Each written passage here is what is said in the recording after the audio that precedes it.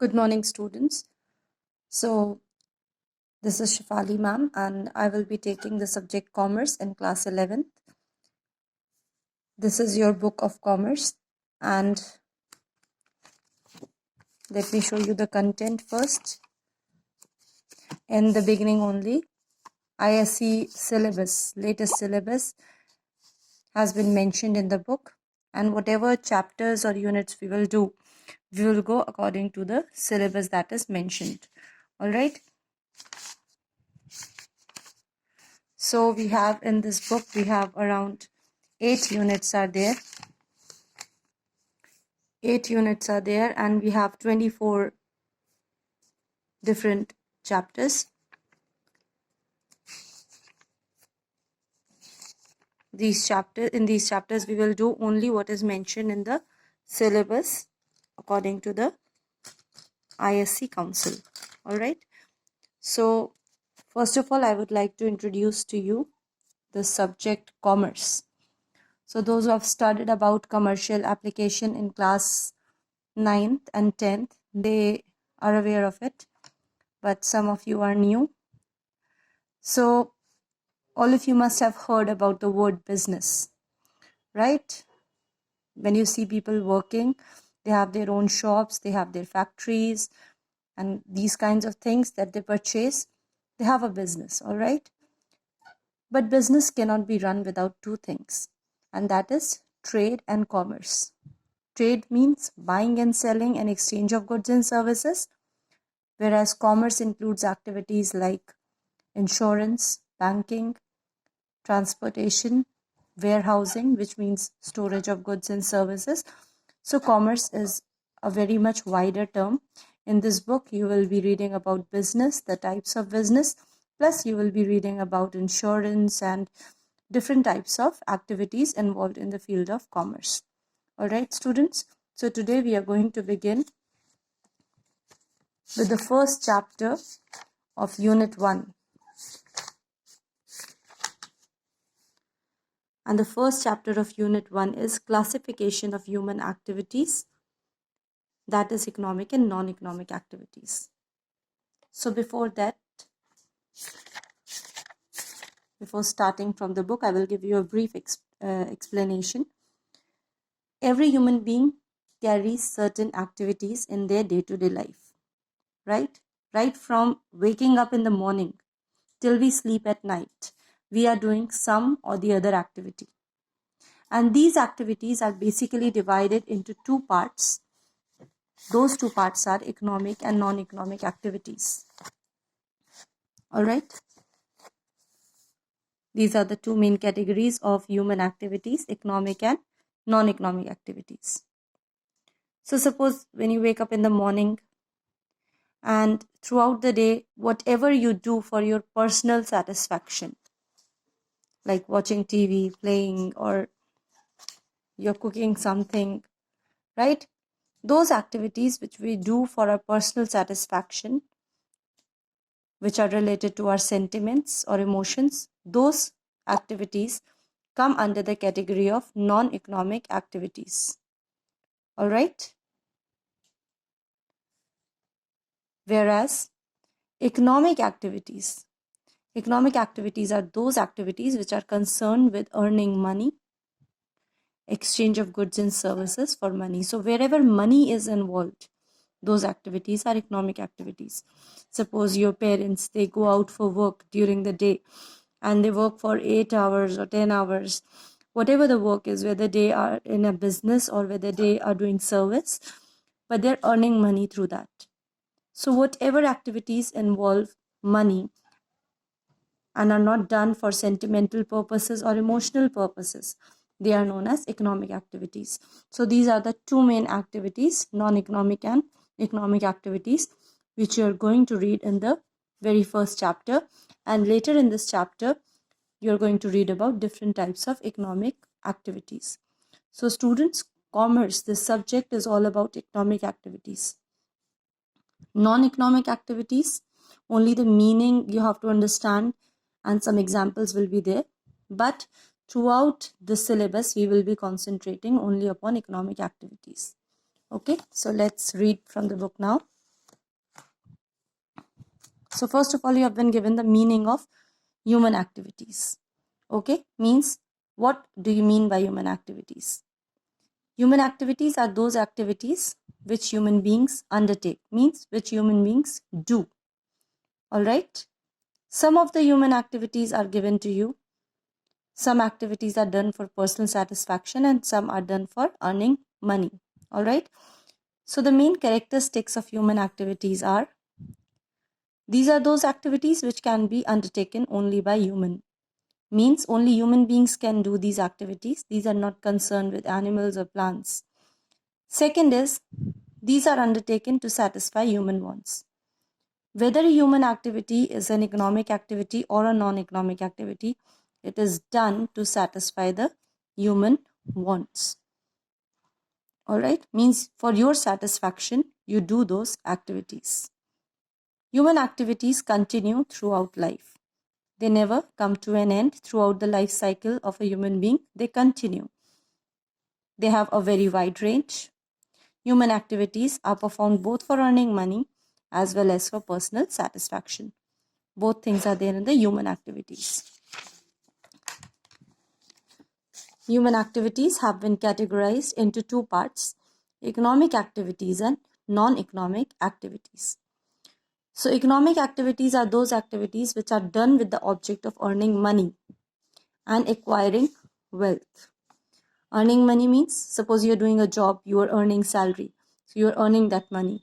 And acquiring wealth means you are saving the money for your future purpose or utilizing that money for some productive purpose. All right. So that is acquiring wealth. Non-economic activities, I told you, are done for personal satisfaction. They are inspired by sentiments and emotions such as love for the family. Okay. So first of all, I would like to give you a very easy example of economic and non-economic activities. First, for economic activities, suppose there is a shopkeeper who runs a stationery. All right. And every day he goes to his work, he does his work, he sells items for money and he earns money through that. So he is doing an economic activity. When that man is at his home, suppose he loves to cook, all right, and he cooks at his home and eats himself and makes food for his family also or his loved ones, then that is non-economic activity, because that activity is done by that man for personal satisfaction and not for earning money. Got it, all of you?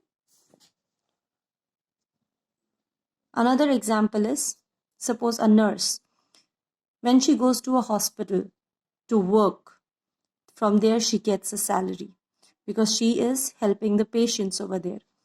So that time her activity will be economic activity. But when that nurse returns home, and suppose in her home somebody is sick and she is taking care of her loved one, that she is not doing for earning money, that she is doing because this is her responsibility or she loves her family member. So that will come under the category of non-economic activity. So first of all, let us read the meaning of economic activities. All those human activities which are undertaken to earn a living and satisfy wants, human wants, that comes under the category of economic activities. The money earned through economic activities is used to satisfy the wants. Unless and until you do economic activities, you cannot earn money. All right? Non-economic activities do not generate money. Only economic activities generate money. So whatever money is generated through economic activities, that is used for satisfying our wants. Economic activities mainly involve production of goods, distribution of goods and services, exchange of goods and services. Production means you are producing some item in a factory or in an industry. Distribution means you are giving that to different wholesalers and people who will sell them in the market. And exchange means you are selling it to the customers in exchange of money. Both things are produced, goods as well as services. Goods means products which can be touched, tangible things like this pencil is a product. Services means services cannot be touched and they cannot be seen, but they can be felt. For example, insurance policy. Insurance policy is a service, but it can be sold, right? You must have seen the advertisements in television. So economic activities is basically about producing, distributing and exchanging goods and services. All right. Now coming to the characteristics of economic activities. Main characteristic is economic activities are done to earn money and acquire wealth. This I told you earlier also. So main motive is economic gain, that you want to earn money and you want to earn a livelihood. That's why you're doing economic activity. Next is economic activities are productive. It involves production, distribution and exchange of goods and services that we discussed just now. Economic resources. Economic activities use resources, economic resources like land, labor and capital. Land means the place where you're going to set up your work. Labor means the people who are involved in the production of a good. Capital means the money which is brought in the beginning to start a business. These are economic resources which are utilized in an economic activity. Rational use. Rational use means all of you know that resources in our country or any country in the world, they are scarce. Scarce means one resource has many alternative uses. All right. So rational use means utilizing the resources in the optimum manner. Optimum manner means we have to make the best use of the limited resources available to us. Land is limited, labor is limited, capital is limited. But we have to use these things in such a way that we can produce maximum things from the use of these resources. All right. Economic growth. Economic activities help in the overall economic growth of a country. When people earn, what they do? They also give taxes, and in that way the growth of the country also takes place. That is leading to the economic growth of the country. Legally valid. Human activities which are done for economic gain are called economic activities only when they are lawful. Means if you are earning money in a lawful manner, that is legally valid. But if you are earning money from some illegal manner, like you are smuggling or gambling, then that economic activity cannot be called legal. Economic activities should be such that are desirable for the society. They should not be against the norms of the society. Various examples have been given to you. You can read any 2 or 3 examples. Suppose a production of goods is taking place in a factory. That is an economic activity because those goods will be sold in exchange of money. All right. A clinic run by a doctor. That is also an economic activity because doctor will charge fees for his services. Services of a teacher in a school because teacher will get salary for the services in a school or college. So these are all economic activities. Coming to non-economic activities.